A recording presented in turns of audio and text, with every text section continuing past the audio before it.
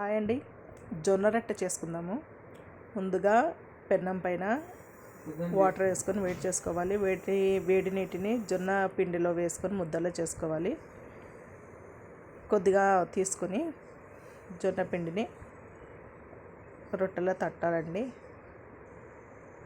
ఇలాగా రొట్టె చేసుకున్న తర్వాత పెన్నం పైన వేసుకొని కొద్దిగా వాటర్ వేసుకొని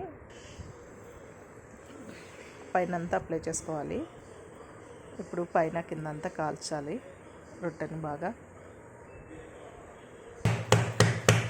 ఈ విధంగా చేసుకోవాలండి రొట్టె.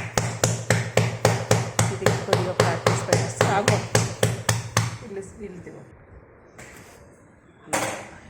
ఇది తలకాయ కూరకు కానీ ఏదైనా వెజిటేబుల్స్ కానీ కర్రీస్కి కానీ చాలా బాగుంటుంది.